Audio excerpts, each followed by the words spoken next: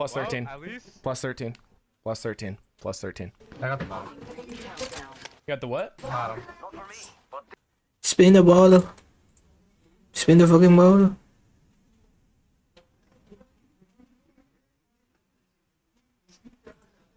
Okay. I made quite a bit of progress. I fucking killed Radon. Back with my wife. Talk to my wife, Rani. And shit. Type shit, type shit. Am I going the right way? Oh shit, I don't. Ignore me, bro. I'm just a sailor passing the. Holy shit. Holy shit. Yeah. That's it.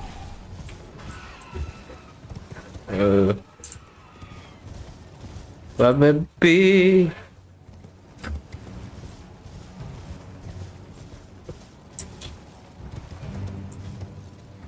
Yo, stop playing the scary music. I'm out of. Hey, shut the fuck up, man.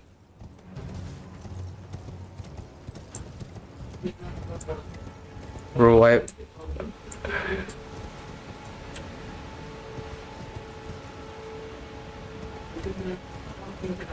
oh wait, yeah, here.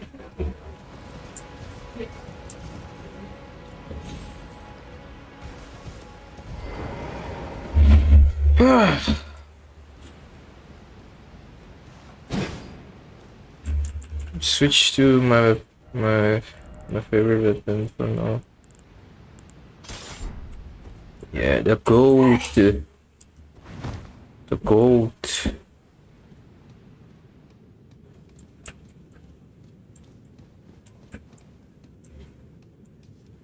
The gold.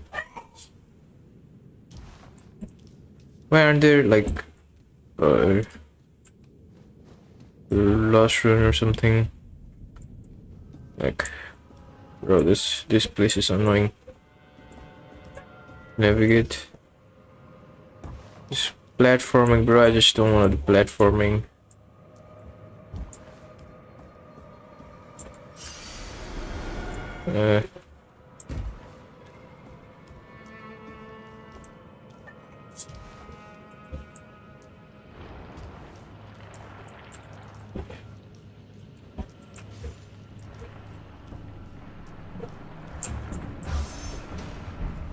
Whoa.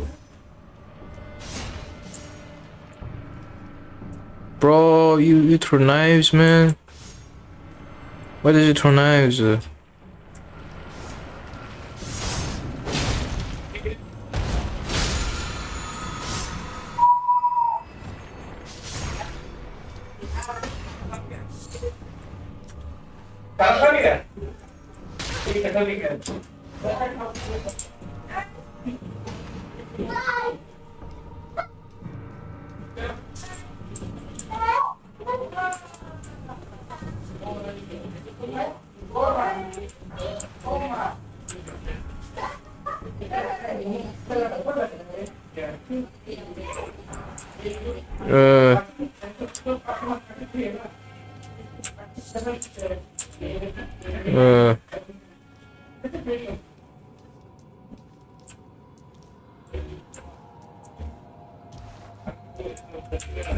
Found a grace yet? Oh, I just want to be looking for a grace. I don't know what I just call here.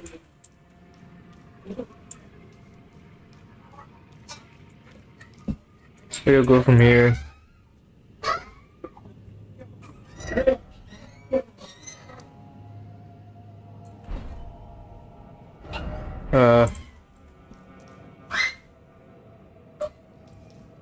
I don't know, I just called here. I don't know, I just called here. Where do we go from here?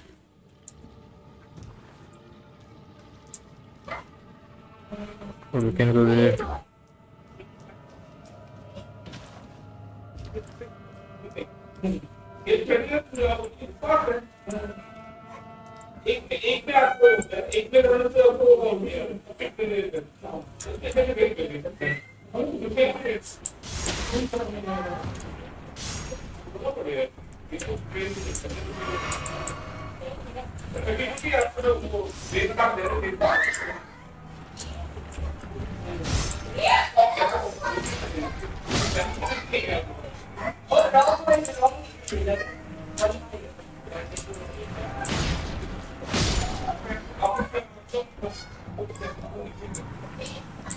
Yeah. This is the only way, I guess. Yeah.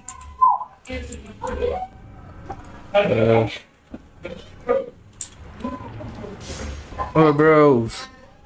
Bro, let's be friends. Let's be friends, bro. Bro, let's be friends.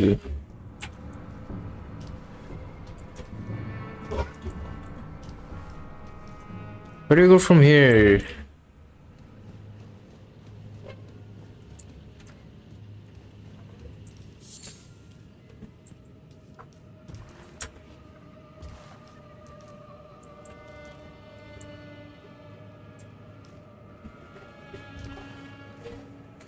I was afraid they would kill me.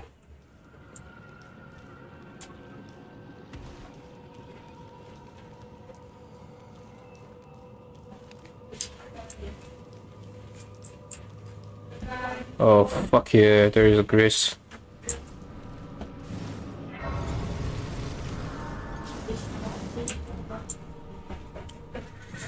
Thank God, thank God, thank God, thank God, thank God, thank God, thank God, thank God, thank God, thank God. I would like to thank my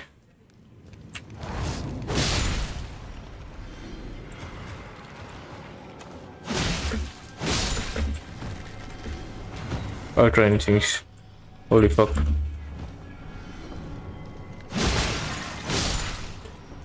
He just killed himself. Oh, I loved him. Why did he kill himself? Holy shit, I killed him. Oh, man.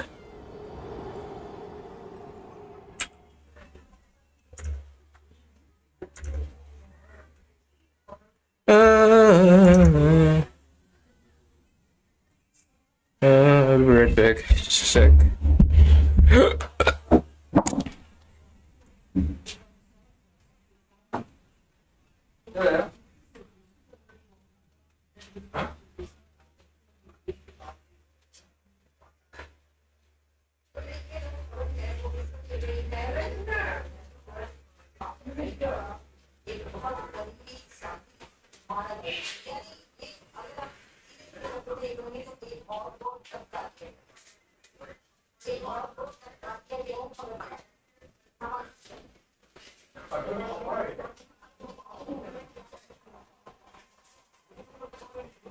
What did it?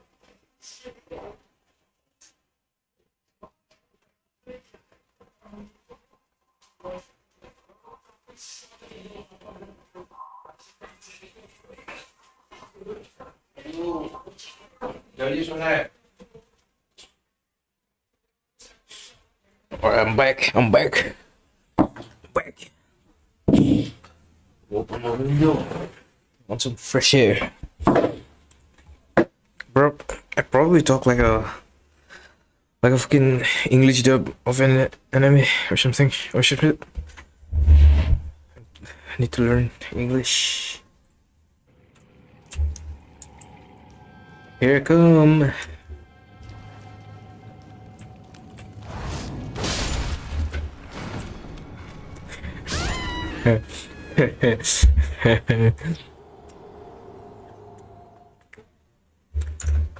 Bro, don't laugh, okay? Don't laugh.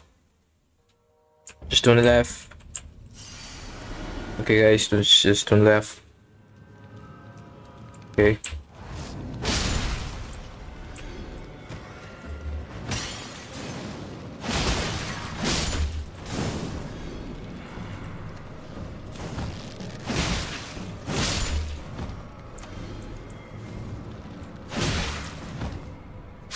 Okay.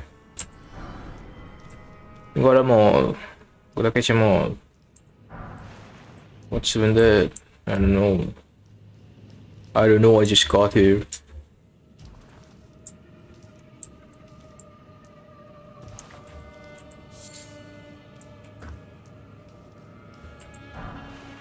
Okay. That's all? Yeah, that's all. All the things I need. Okay.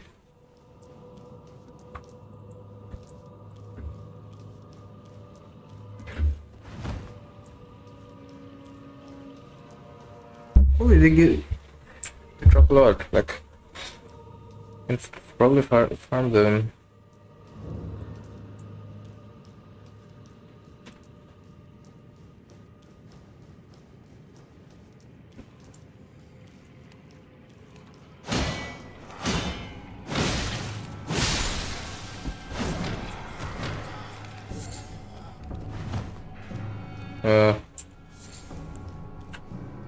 Let's banish my goons. Oh, they throw shit. I hate that kind of enemy. They throw shit. Uh.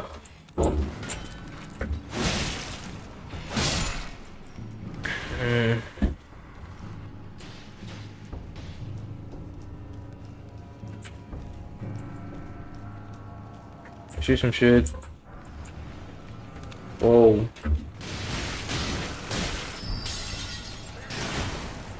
There's something in here. Bro, nothing. Oh, where are my goons? Get out, why are you screaming, dude?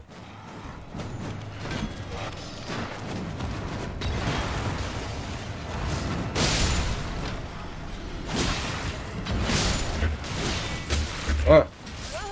Fuck, I died.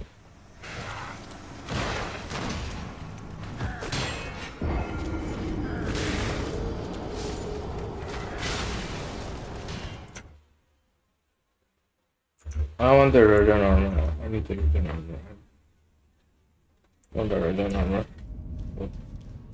Let's farm souls just for the sake of red armor.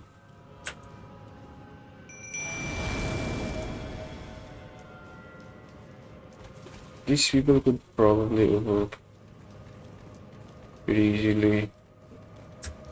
Let's just leave. Okay. You got it, boys.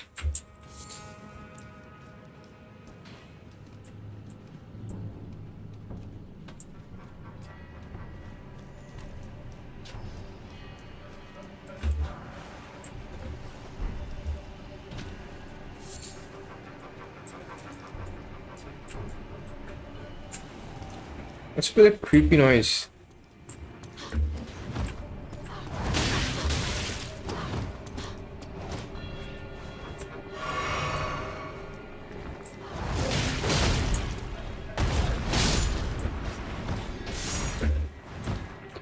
Bro, looks harmless.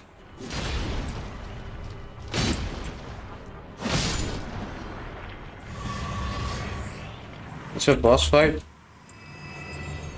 Bro, I want a boss fight right now.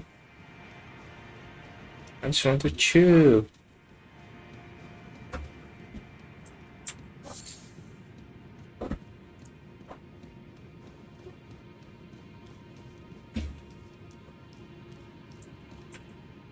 Yo, look at that. I could. It's the thing.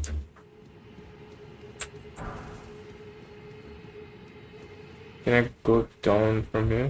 Or not? Where's the elevator? What the fuck are you guys? What's up with the creepy music? There's cute.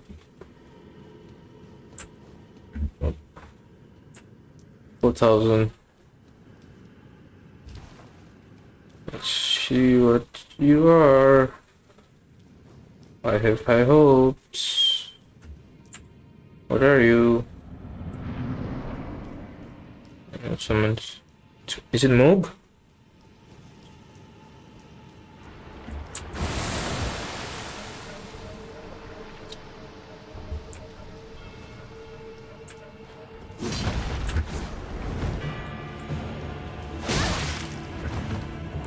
Okay, Mick.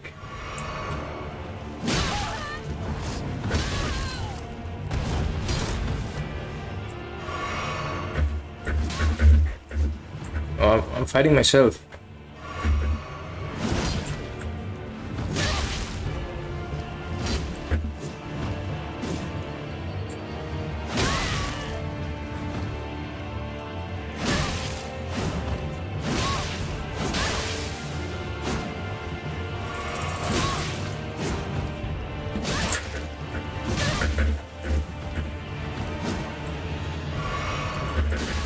Ah, just getting caught.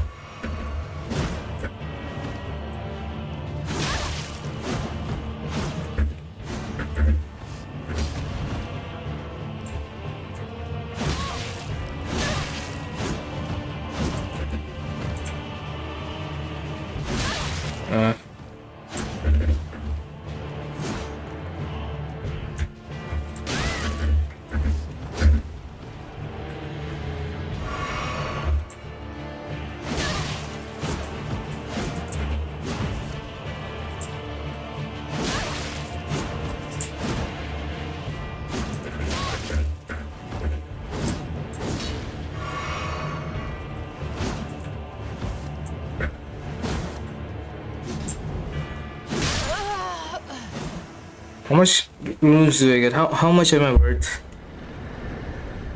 Nothing. I get nothing.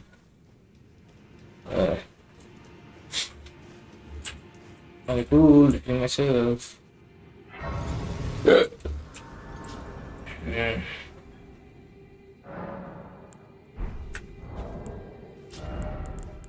What's this? What's a weapon? Silver tier mask. I got a mimic. What's this? Tier.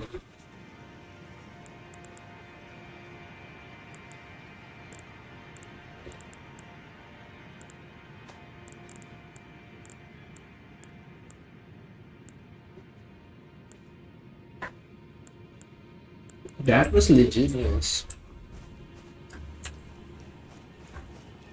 10,000 euros. And I wanna buy the random set. Let's buy the random set first. Yeah. There's something else after that. Probably wouldn't be able to buy the whole thing, but I think I could probably buy. Like,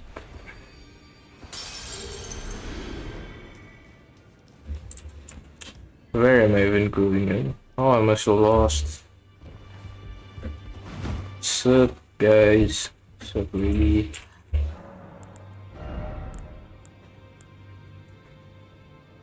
Still 1,000. Shit. It's very shit.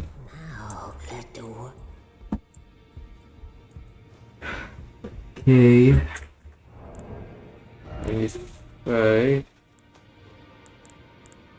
If I use all of these, how much?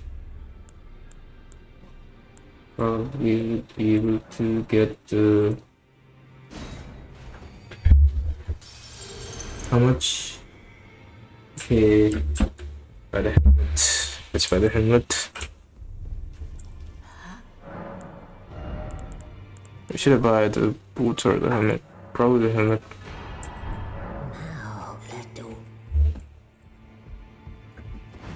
Okay, let's see how it looks. As I was saying,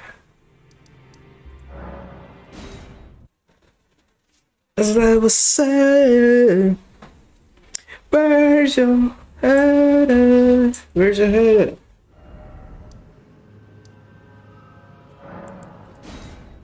Where's your head at? It's try out the armor.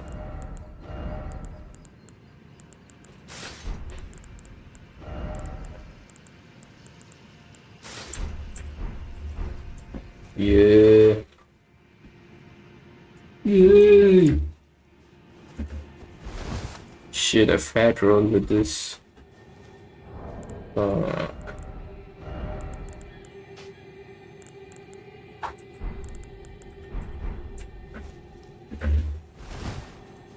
That's heavy. Use a lighter weapon. This.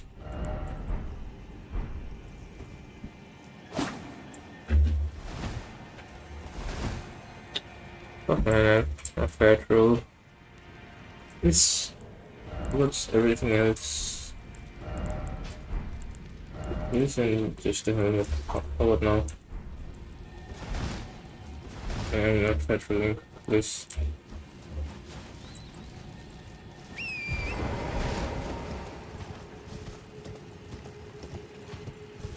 What's up with the creepy music, man? This place is not even that creepy, it's actually beautiful. Beautiful. The spirit is fine. Like a baddie.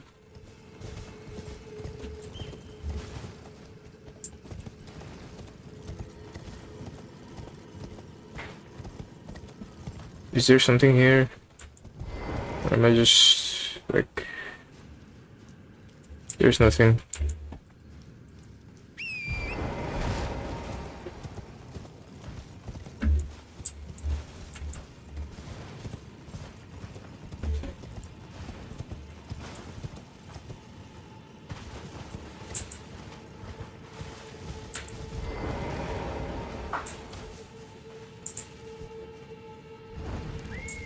Bruh, I need to light up shit again. Bro, I don't wanna light up shit.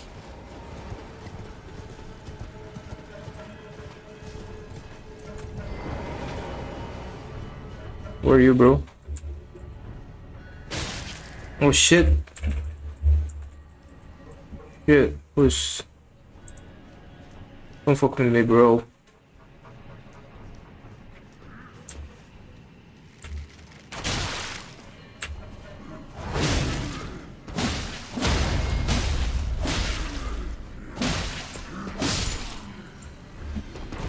Did I get anything from you?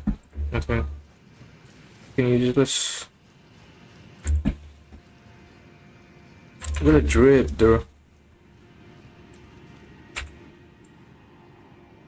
Lord of blood, you. I beg you, grant me the set of table to die. For long live my Mega dynasty. Meghonium dynasty. Bro, I can't read.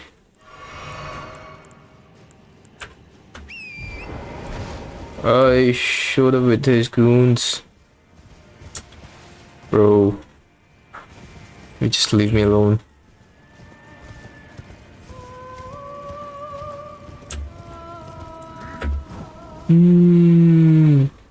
Was. Stop singing. Her singing is kind of good, but please stop singing.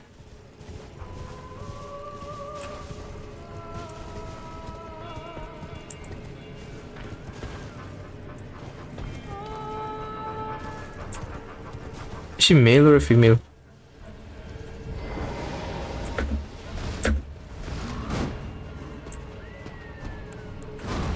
Some of my goons.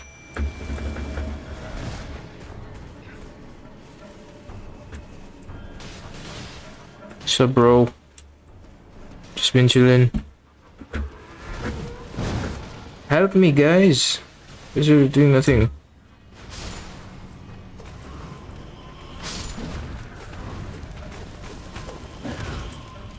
Oh, you have a kid. I probably shouldn't hit you.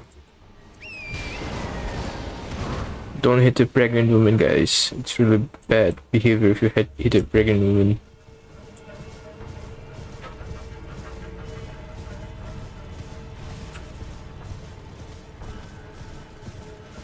Yo, dude, just chilling, bro. Yo, what's up, guys? Is there something down there? Probably not. You would never know, because I'm not good going there.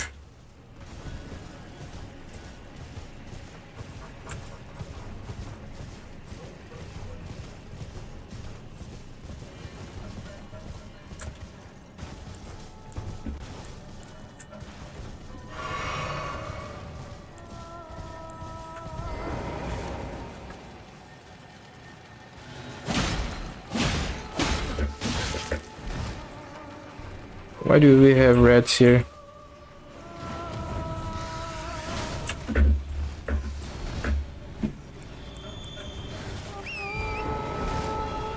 You guys sing!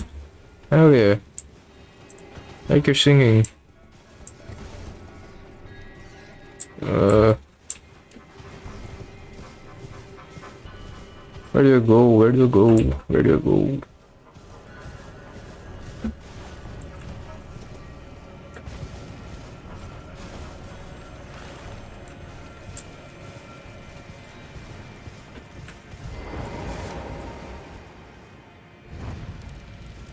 How many of you are there?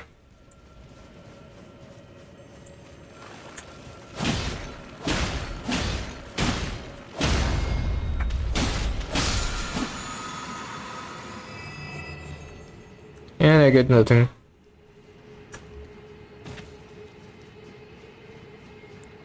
What?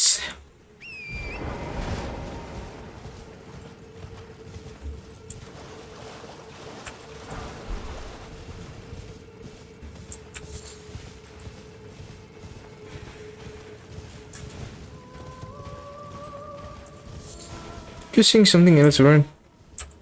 Singing like one to one. Just one to one.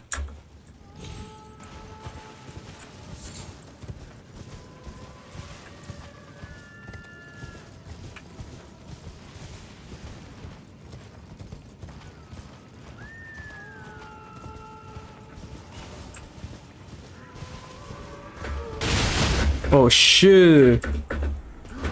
What the fuck?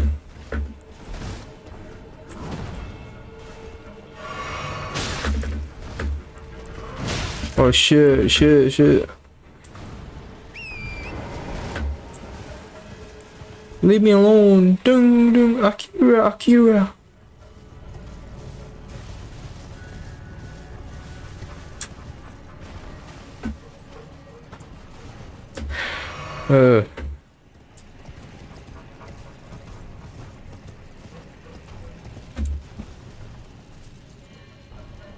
Wait, I need to look how to do the quest. I'm looking for a place for Randy's quest.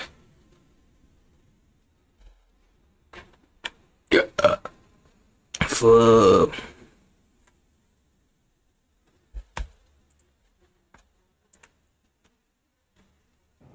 Hey everyone, Pepperville 2 Gaming here, and do is from the Nokron City, and if you haven't been in this area, I do have a link to it. But this is where you left, and then there will be another. And from here, you're going to kind of follow this bridge here, and then go left, and then there will be another waypoint, Grace, here called Ancestral Woods. From this, Grace, we're going to go ahead and we're going to jump down here. Okay, wait.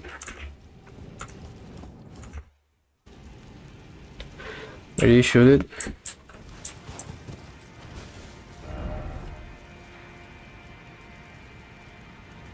Something here, right? I just the wrong button. Here called Ancestral here, and then go left, and then there will be another waypoint, Grace, here. Yeah. Okay. Okay.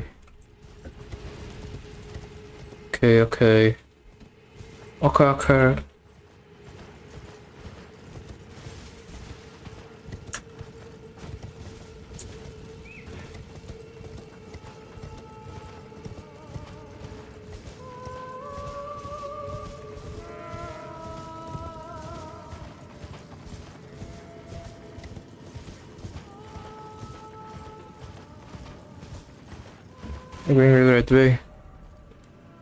No, I'm not.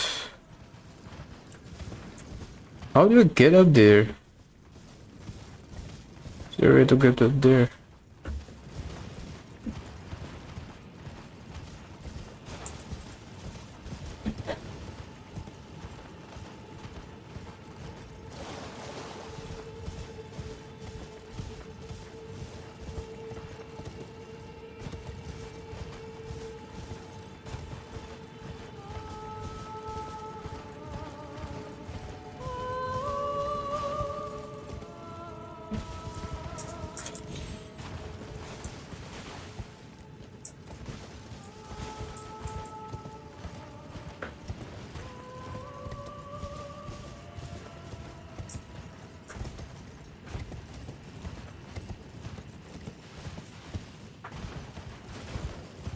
What's this? What is even that?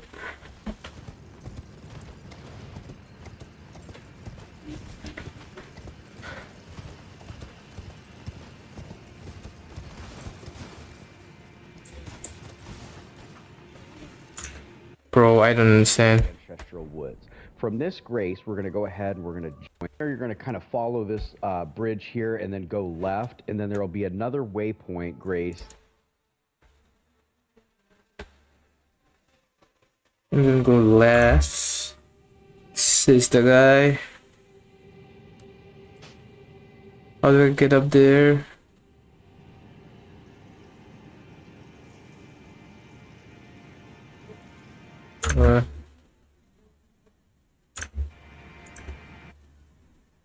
It's up here, yeah. It's over here.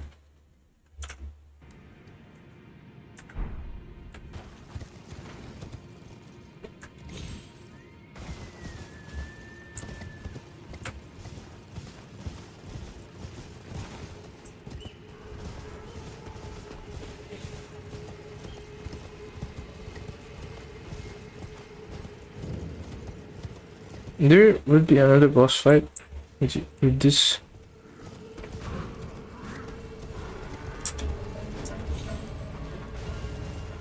Bro, I don't want to fight him again. Maybe I want to. It was not an interesting fight.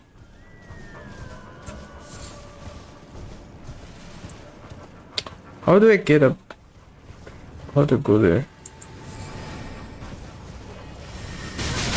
Holy shit, bro. Just ate my ass. Literally ate my ass.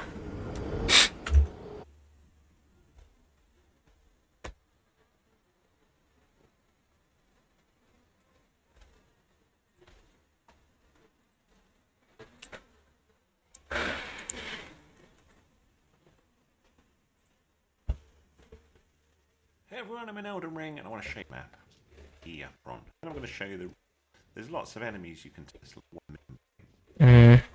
have to do that bit. So that's what all this area. Not I'll share. And then I'm going to jump off this side, and then round this way, and then round this way. So you can see to the left there's a kind of city, or town, whatever you want to call it, and that's where we want to be. Just trying to remember which way round it is. I think it's that way. It's the next one. So we come up here. Actually, let's rest at that area. It's up there. Actually, I think there we are. It's up there. And you want to take that side of Grace. Rest at Okay. that one.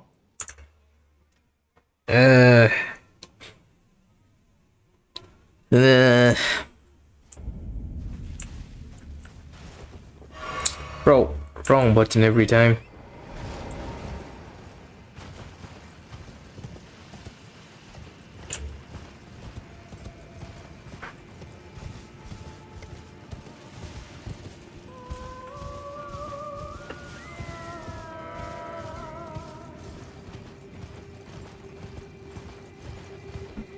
It is what it is.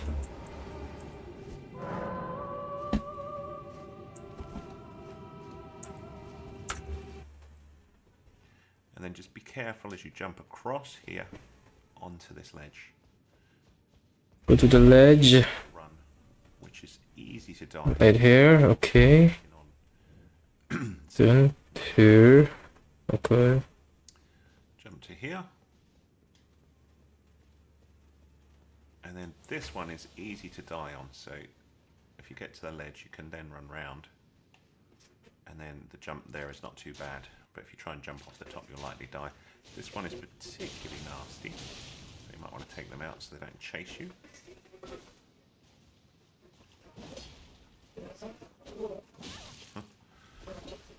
Can't catch up. There's one. Take this one out as well. So we do a lot of damage. Go this way. There we go. I'm going to go this way. The Mimic Tear Spirit Ash that I was talking about, if you've not got that, it is very, very useful. So the most powerful Spirit Ash, I think, in the game. So we'll show you that because it's on the route. Okay. How do I get Mimic?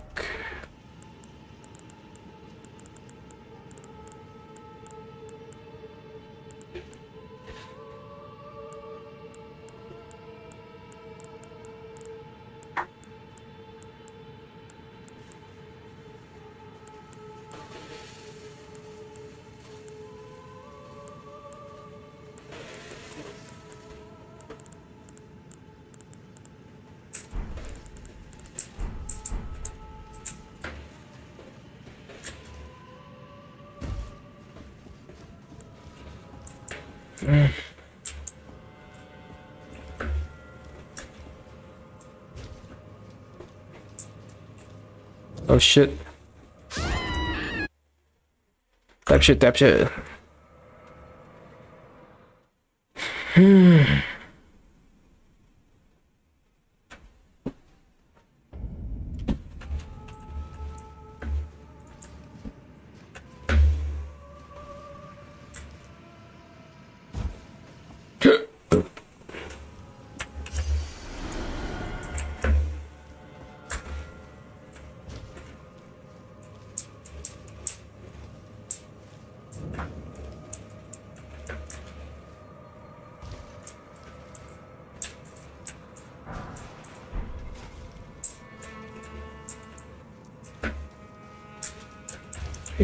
Oh wait, oh shit.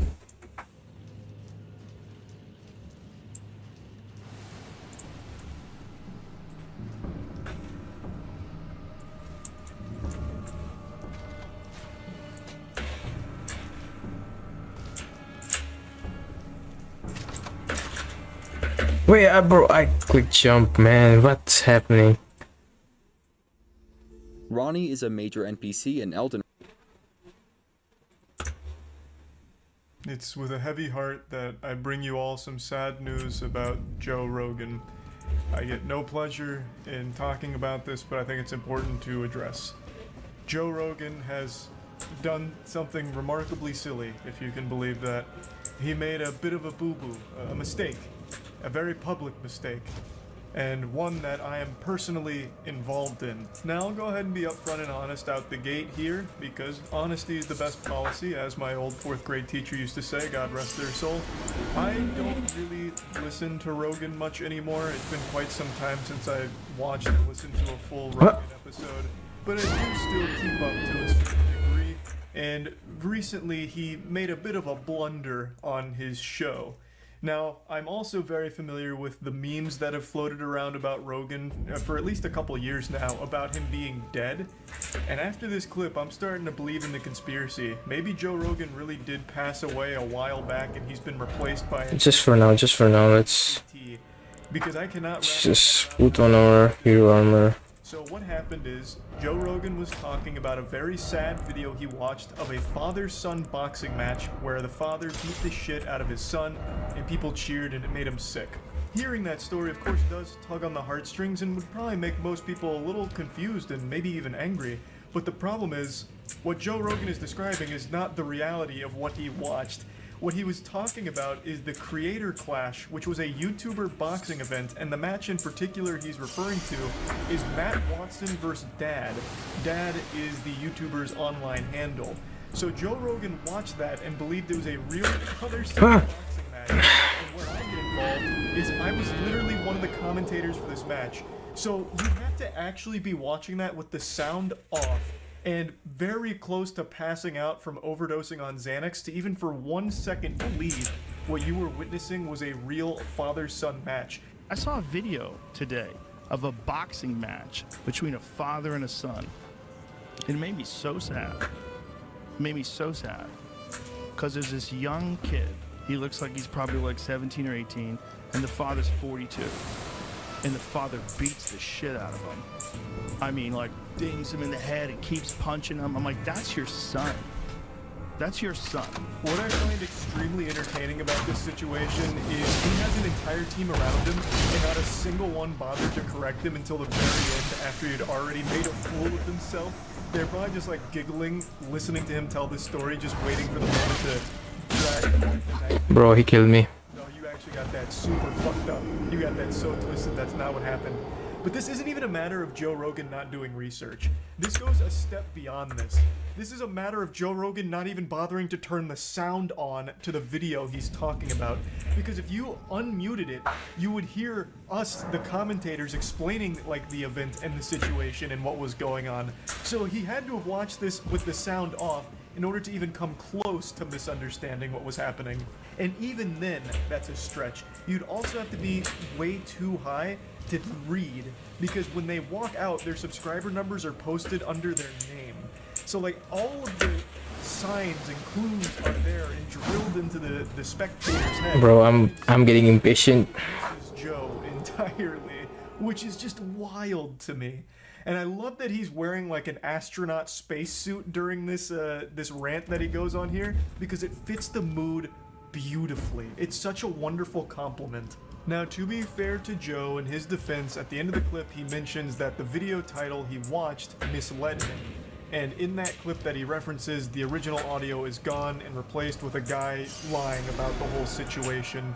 And I just don't understand why Joe would just take all of that at face value without just watching the original clip without the voiceover. I feel like he would have done both. Like, after being made aware of the situation, he then would have watched the original. But then maybe I'm putting too much faith in his process. Like, maybe I'm giving too much credit for his researching. Maybe he just watched this YouTuber voiceover that fed him a lot of misinformation and just instantly believed it without a second thought. And we're watching you beat your son up. 'Cause I get your son probably got cocky with you, and he celebrates after he knocks his son out. It made me so sad. Because first of all, I'm like, that kid has brain damage now, 100%. Maybe it's just a little. Maybe he'll be fine. Maybe he'll get over it. But maybe you fucked him up. That can happen too. He might be depressed from now on after that. It might fuck up his pituitary gland. It happens to people. And you just did that to your son. You're supposed to like touch him up. You're supposed to not even hurt him.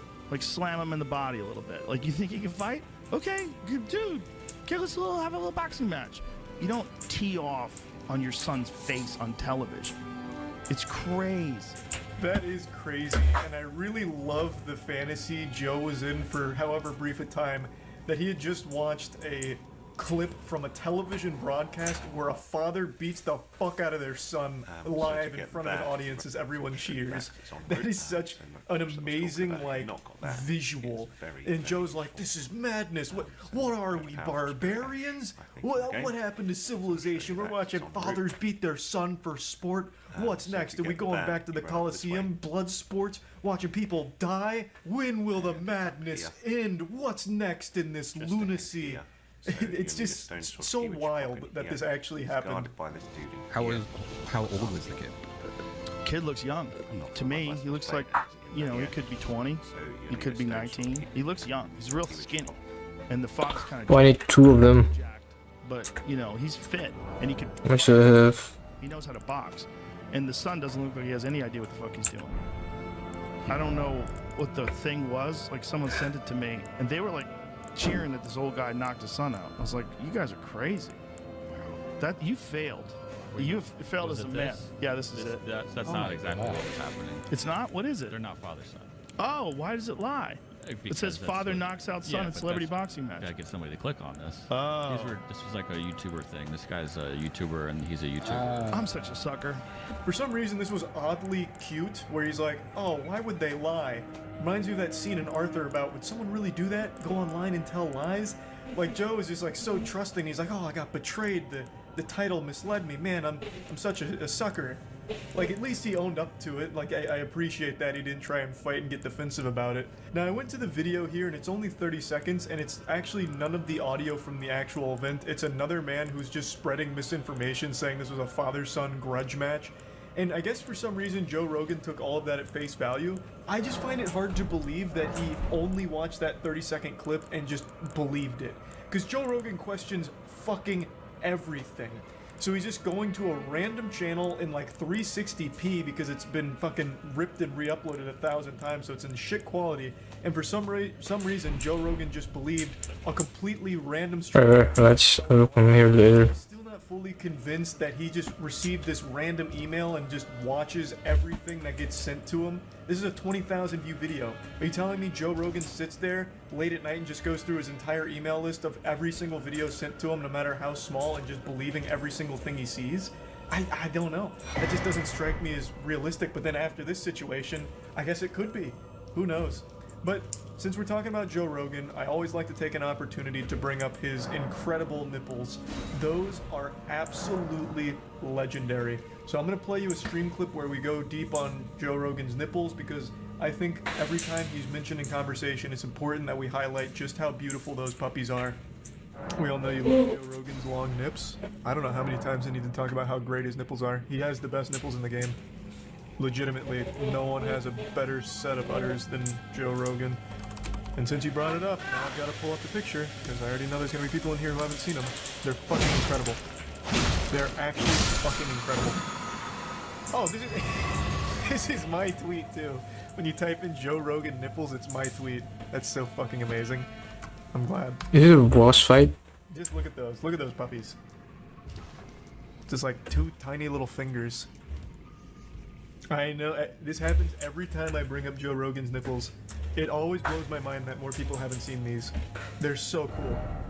It casts its own shadow. I've talked about that before too. Joe Rogan's nipples are kind of like the thing Carl Sagan made where you could prove the world was round using like 2 pillars. He talked about that experiment where they like erected 2 pillars, and judging by the shadow they were able to deduce that the world was round. You could do that same experiment on Joe Rogan's nipples. They're like little sundials. Yeah. Like I said, he's got the best pair in the game. Like, not even close. Bruh. I've never seen nipples that look like Joe's. I didn't even think they could. They're like 2 tiny little tater tots. Well, tiny is the wrong word. They're anything but tiny. You could attach a car battery. Why is your website in a different language? Because for some reason when I googled his nipples, it defaulted to whatever language this is. I don't know why. But it's my tweet that it went to, which is cool. Why do they protrude so much? Has he talked about his condition of his nipples? That's a great question. Has he ever talked about them? I imagine he must have at some point. Like, at least somewhat addressed it. Like, hey, here's what's up with my nipples. I see nothing wrong with them. I think they're glorious. But I don't think you're gonna see many of these out there in the world. These are rare. Dude was in a cold bath?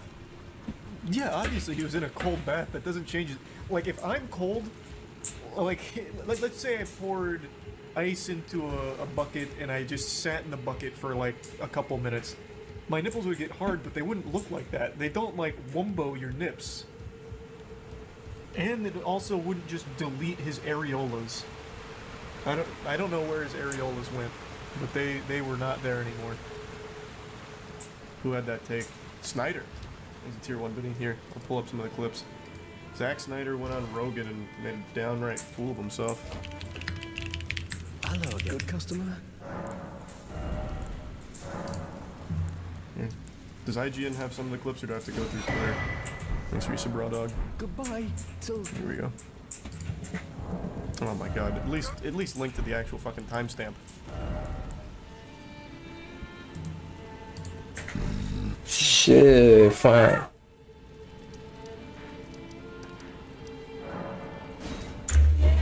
I'm sorry to hear that, Jacob. Wishing you a speedy recovery. And I don't think I've seen their content before. And yeah, the Toriyama announcement was very sad. Do any of these articles have the clips?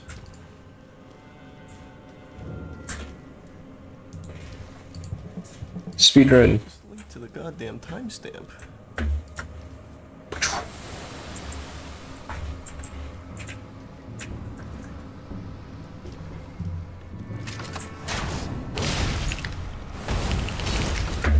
Go through Twitter.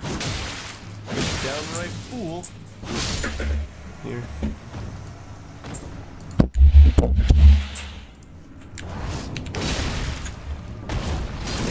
Well, Batman can't kill, right? So Batman can't kill his king. And I'm like, okay, well, Wait, you guys should drop something, man. Like, you just... I want to see what happens. And they go like, well, don't put him in a situation where you have to kill someone. I'm like, well, that's just like, you're protecting your god in a weird way, right? You're making your god irrelevant if he can't be in that situation. Like, I mean, it's a stupid take. It's a really stupid take. I don't even know where to begin. He goes on to say more dumb shit, but that's like the big one people were dunking on. He's not wrong, though. He is, like, legitimately wrong. What do you mean? It's a stupid take. It's just really dumb.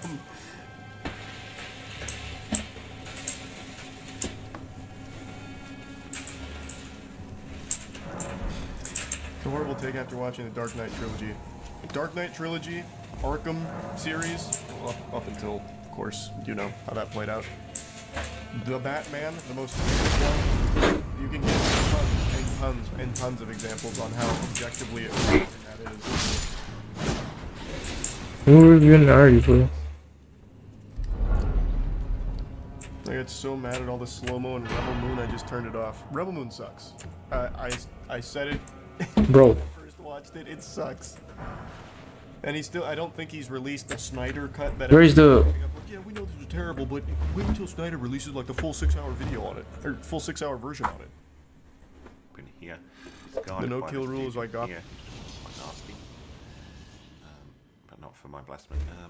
And then we're going to work our way down to the next site of grace. So we just go here, and we can drop down like so, and then we're going to run out of here. This ball will roll and chase you. Take that dude on if you wanted. Down this way. And here is our site of grace. We're not far from... So from here, we go this way. So there's loads of these annoying things that you can take on if you want. We can just run past them. So they're pretty easy to dodge, as you can see. And I'm going to go up here, and you see this massive kind of statue of a finger reader. And our blade is just in here. So big chest.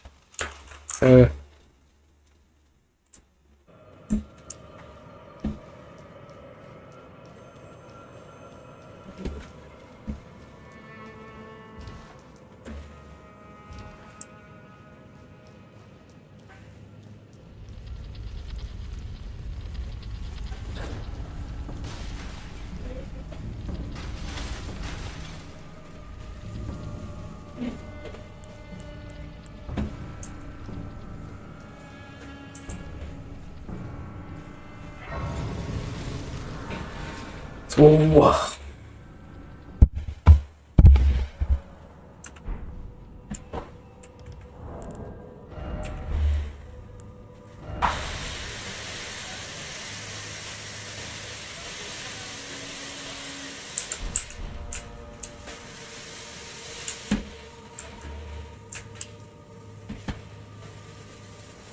What's up, guys?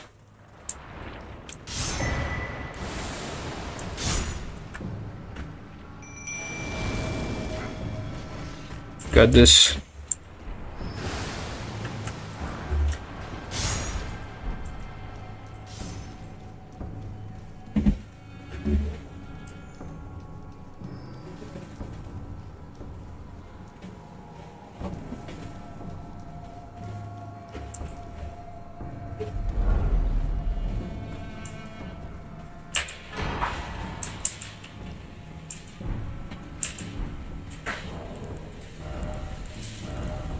Is it a weapon?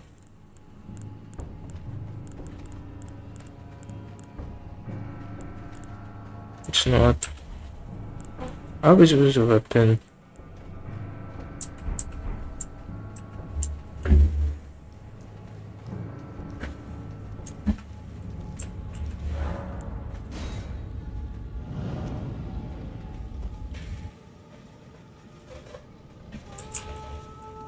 Ah, okay.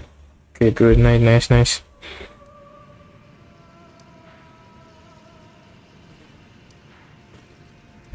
I give this to Rani now.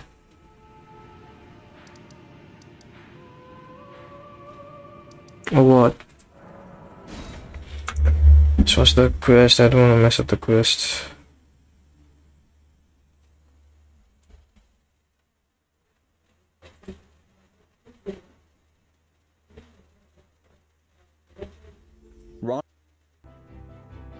Then speak with Celavis at his rise to get an introduction of this structure.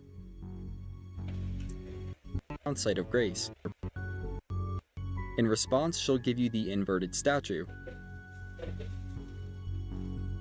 You'll need to take it to the Carrion Study Hall in Eastern Liurnia. You can mount it on a pedestal. Inside, you can mount it on a pedestal, which will cause the study hall to change in dramatic fashion. Make your way through the reoriented structure, and you'll emerge at the Liurnia Tower Bridge, leading straight to the Divine Tower.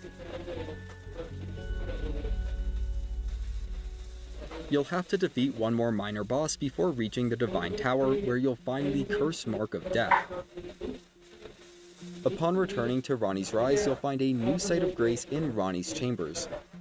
The seal at Renna's Rise to the northeast should also be open now, and you can find Rani's Snow Witch armor set in a chest near the top of the ladder. Portal to Einsel River, which is an entirely new area. Up and then sit down at the Einsel River main Site of Grace. Select the Rani's. Yeah. Okay. Got it.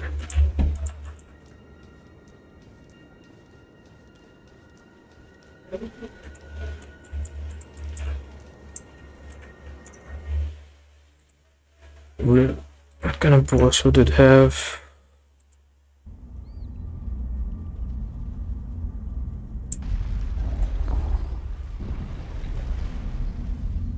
Wait, I forgot. What did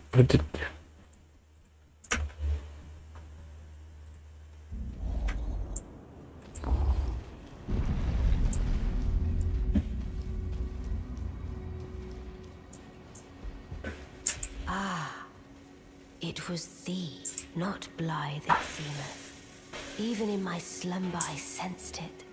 It is in thy possession, is it not? The hidden treasure of Nokron. My thanks. Finally all the pieces are in place. Soon must I begin my journey. Upon the dark path only I may tread. But before I leave, I shall entrust thee with this. My thanks for thy sterling efforts. A strange gift, perhaps, but a rare sort such as thee would welcome it, I'm sure. I am certain now. Fate steered us to our reunion. I must thank Torrent, too, for his part. You may leave now. It was but brief. But thou gavest me fine service. What is it? You may go. I too am to depart on a journey. Upon the dark path, only I may tread. What is it? I too. Bro, why is it glitching?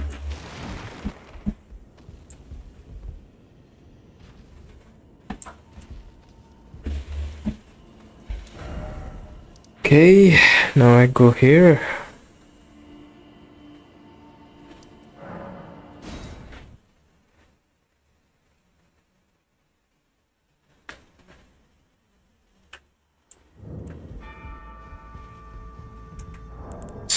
Let's put on some drip first.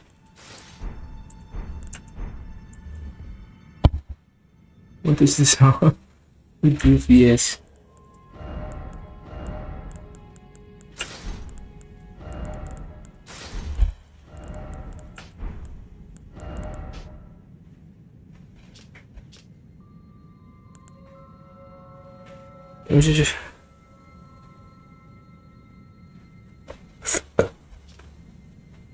Yeah, that's shit.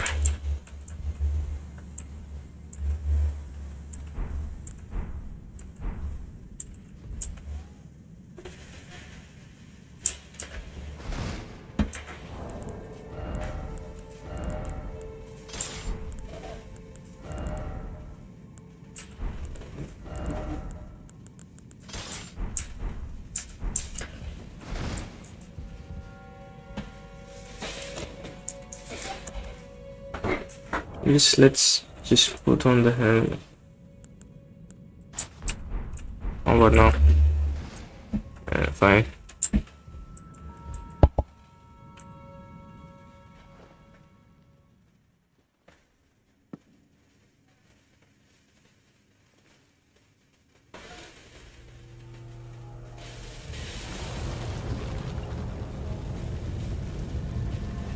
Whoa, something is happening.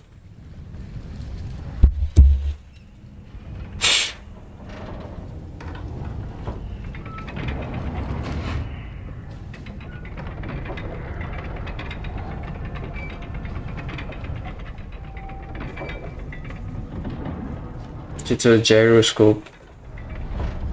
Nothing special.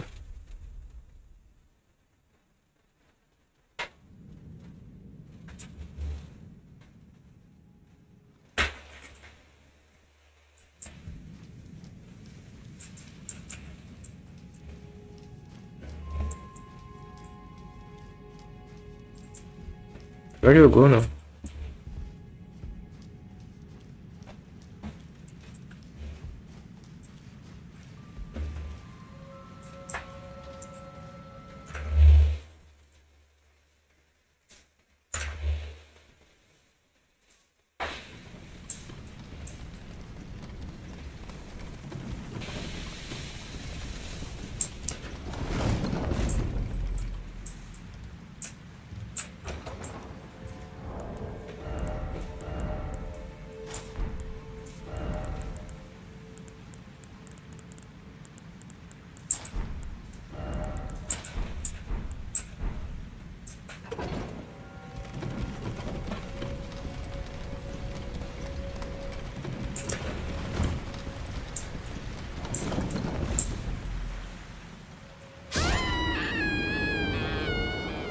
Oh. What did I just do?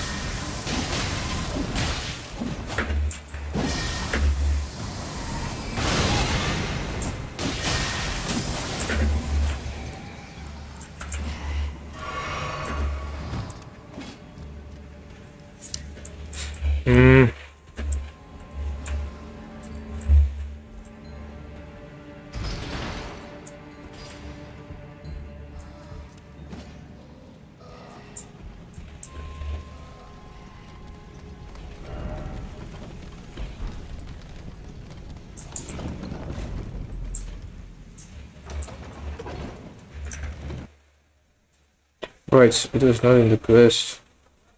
You can find Ronnie's Snow Witch armor set in a straight to the Divine Tower.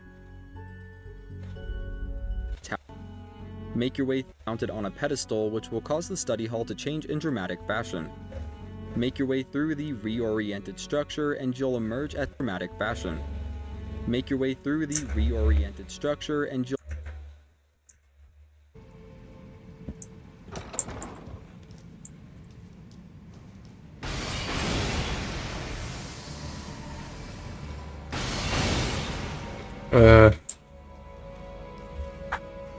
where is the thing?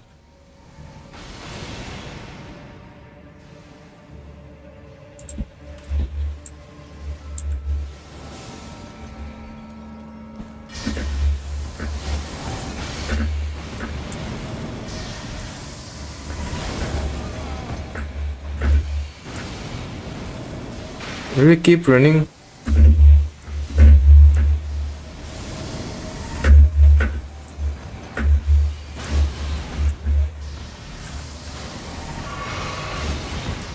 We'll just keep running.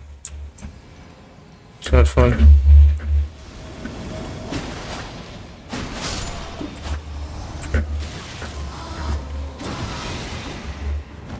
Bruh, he'll just keep running.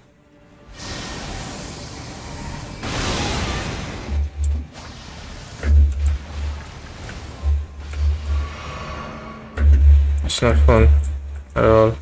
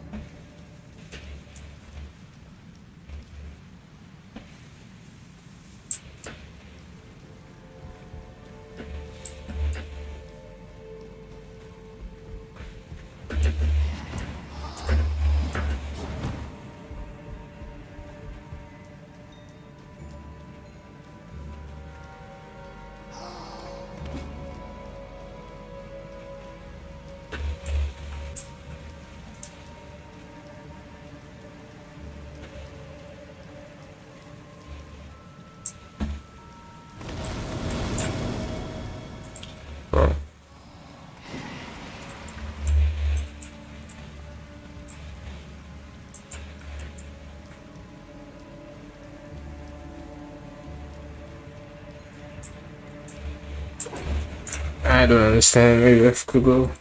you'll emerge at the Liurnia Tower Bridge, leading straight to the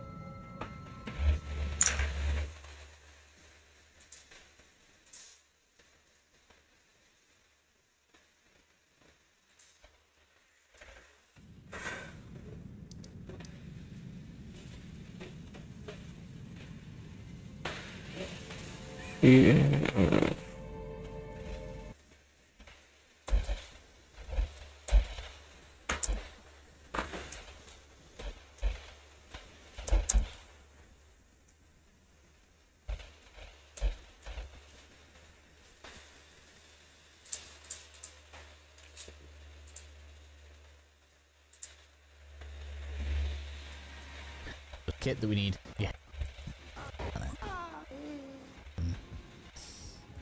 Which we're now going to Tomos.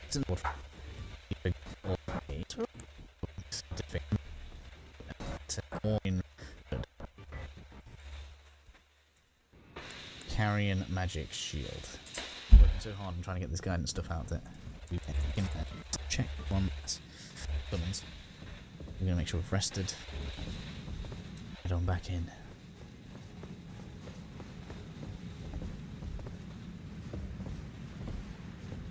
If I remember rightly, we need to like do that. Come through here. Oops! Oh no! Wrong weapon up. Now we have two weapon art thingies we want to do through muscle memory, and one of them is going to win out. I should have bought like a magic sword ability with me. I need to get out of the way. We ain't facing you right now. Oh my god! Literally couldn't get out of the way. Through the frickin' thing as well. He's using my own bleed you here so long.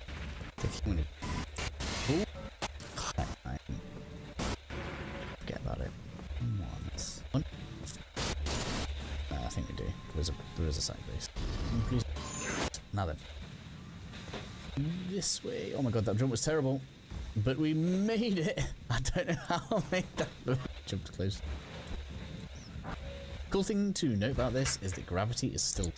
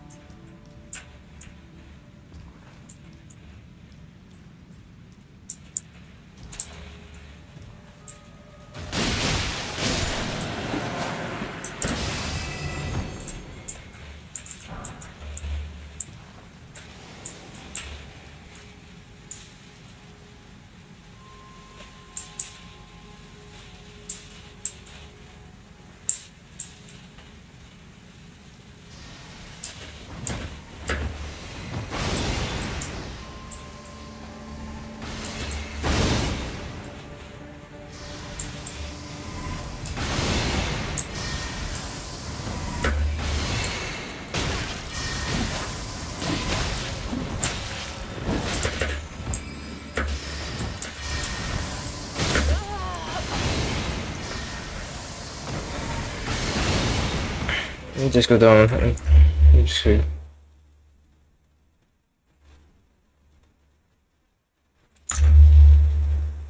So I wasn't expecting that livestream announcement.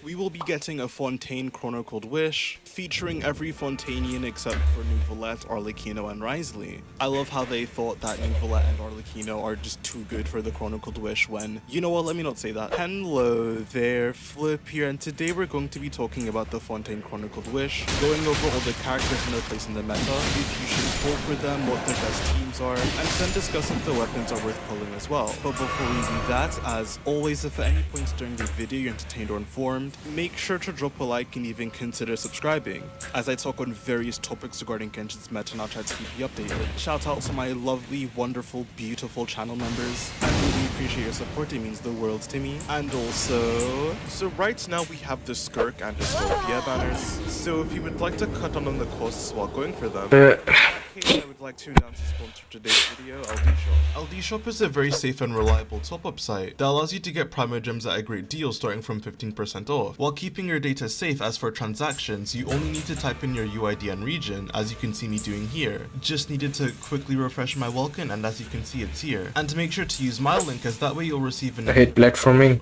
coupon, as well as a 5% off coupon, which can save you up to $50. LD Shop goes through official channels as well, meaning that you won't lose any of the in-game benefits like first-time top-up bonuses, so no need to worry. And additionally, because LD Shop is so great, users who spend over $80 will receive a VIP membership, which rewards you with free welcome moons. So head over to LD Shop using my link in the description below. What are you waiting for? Thanks to LD Shop for sponsoring the video, now back to it. Let's speak more generally about the units. Both the supports and DPSs were kind of like the calm before the storm that was Natlin and its meta, specifically how this scroll set kind of just redefined supports going forward. As if you were just a Natlin character, you give a free 40% damage bonus to your team, assuming they match the element of the reaction you trigger, and that alone already matches the value of some other supports. So as I talked about in my last video, supports and sub DPSs going forward kind of just had to be stronger to compensate, and the Fontaine units were sadly left out of that, as we'll see. Chronicled Wish banners are typically used for you to get older units, so if you do like any of the characters, of course you should consider pulling for them, but I will be evaluating these characters from a meta and value standpoint. Chronicled Wish pulls cost the same as normal pulls, you don't have a shared pity between Chronicled Wish banners, and it still has 50-50s, so I feel like it's only fair that you evaluate them in the same way. And two more things to keep in mind is that I'll be discussing the signature weapon of the characters, but unlike the prior Chronicled Wishes, Fontaine is kind of where Genshin just doubled down on the niches of these signature weapons, and they just became an extension of a character's kit, which you can argue has always been the case, but regardless, I wouldn't really recommend pulling for any of the weapons unless you are getting the character too, which kind of sucks if you lose your 50-50. And speaking of vertical investment, I probably won't dive too deep into it for every character, but most of the Fontaine constellations are pretty good, and actually they still do hold up by today's standards mostly, so if you do like any of the Fontaine cast a lot, that is something that you can consider. Now getting into the characters, I am going to be kind of soft ranking them, going from who I think is the least to most valuable. So we're going to be starting with Sidrine, who suffers from the curse of being the last healer released before the scroll set. Sidrine is a very good team-wide healer, and she's able to do this with just her elemental skill, making her have no effective enemy requirement, as her burst isn't that great at C0 anyways. And on top of this, she's able to give minor buffing to off-field elemental skill damage based on her HP. This comes in the form of quills, but it really isn't that much damage. Even on release, Sidrine was never really that good, as her being a healer means she was designed around what's up with the tree? But sadly, even at this point, there were better healers to pair Furina with, on top of the fact that she didn't work well in New Violette's teams, and would in fact be trying to replace him for certain like triple Hydra setups. So she was designed to be paired with Furina, while not being Furina's best teammate. And of course, since then we've only gotten better healers like Jillinan and the Scoffia, obviously, who just work better with Furina. And new character releases have really shaken up her place in the meta as well, sadly. Due to the fact that she is Hydra though, there are a lot of places you can utilize her, but her application isn't really that great. You often will have to pair her with a second Hydra, most of the time being Furina, or in Lunar teams you can use her with Columbina. She is also technically a solid enough Bloodhound. slot. As due to Bloodhound. a team-wide healer, it means the Scoffia doesn't really have to burst, as you will already be regardless, Scoffia to just build full damage. So yes, there are a decent amount of teams you can slot her into. Is she amazing or stellar in any of those teams? Not really, but she is at the bare minimum usable in them, which I think is something. And funnily enough, all of her constellations are actually pretty good, making her a better Hydra support for Furina or Columbina, and at C4+, she can be a very solid on-field unit. Regarding her weapon Heartstrings, it isn't that great unless you're planning to use Sidrine as a DPS, which is only really viable at C4+, and since it only really offers HP besides that, you're better off using just a Favonius for energy, or the Recurvo if you want HP. TLDR, Sidrine is a pretty mediocre but comfy Hydra support. There is nothing really more to it than that. She is very outclassed at C0. Next up, we have a character that pains me so much to talk about. I was so excited for this unit, but I'm going to be placing Emily here. Like with Sidrine, who was the last healer before the Natlin scroll debacle, Emily was the last sub DPS before that, and because of that, she's just a pure sub DPS, with her damage being contingent on somewhat having consistent burning triggers. On release, it's kind of crazy to think about it now, but Emily did so much damage to where burning teams were actually considering. You were obviously not playing pure burning teams, besides Kinich, but we'll get to them, but because burning continuously applies pyro, while also acting as a Dendro aura, you could do things like quick burning, where your Electra and Dendro party was still getting aggravate and spread hooks, but you were still triggering burning frequently enough for Emily to still do a lot of damage. You could also use burning continuously applying pyro reverse melt teams. This allowed prior carries like Gonyo and Wisely to consistently melt their damage, as we still don't really have good pyro applicators for them. And you could also somewhat run forward overprice teams with Hydro carries like Denra and Milani, as Denra acts as a barrier from over applying Hydro, so allowed you to more consistently even when burning was extinguished. But as we have now gotten stronger sub-DPS units and supports, none of the characters that used to be okay in these games really want to utilize them anymore, and they all just now have better cores. With the burning variants being too weak to really consider getting, the only team really worth placing Emily now in is Kaniche teams. Even then, Emily is just a pure sub-DPS, and Kaniche just continues to go over better buffers, with his early constellations being quite good too, and even Llama, who just has a Danger Resh in her kit, can offer more to a more highly invested Kaniche, while Llama just has a plethora of teams in her own right, so it just becomes harder to make a case for Emily, unless your account is just that Kaniche oriented. So all her burning variants aren't really that stellar anymore, on top of her essentially dogshit pairing unit and thrive fine without her. At the very least, Emily does have pretty good vertical. Her weapon is one of the biggest damaging pieces in the game, and quite literally all of her constellations are good, but that's only like proportionate. This 2R1 Emily is still doing less than like wheelchair cores built around a C0 R0 Inefa or Linnea, and those Inefa and Linnea are currently better than these burning archetypes. So it's just extremely hard to make a case for her, I'm sorry. And it hurts saying this as someone who loves the character. Next up, we can move into the 3 Fontaine carries on this banner, who surprisingly have aged better than the supports. First, we have Linny, who I actually think is pretty underrated. Linny is a charge attack pyro DPS, and he's been able to float around all the pyro team archetypes due to the nature of his kit, and his raw damage is very high. His raw damage is in fact quite comparable to a 1 to 2 average rotation Arlecchino, but there are some factors that limit him. For one, he's a charge attack bow DPS, that is not the most comfortable playstyle, and his interruption resistance isn't that great, so he's very prone to being staggered. On top of that, he does apply a ton of pyro. This means past the first few charge slots, he can't be used that well on melt teams, and when running Vaporize setups, he may over-apply pyro, which can be annoying. And yes, if you aren't aware, Vaporize teams are good for Linny. Hydra supports are just very good, I don't know what to tell you. But among Linny's best teams, the one I would recommend he knows. Any of his mono pyro teams are still fine as long as you have Bennett, and ideally aren't using characters like Shannon that extend rotations too much. All of these perform about the same. You can use Durin Albedo, Durin Kazaha, Durin Shilonin Kazaha, Shilonin Malvika even. All of these are fine.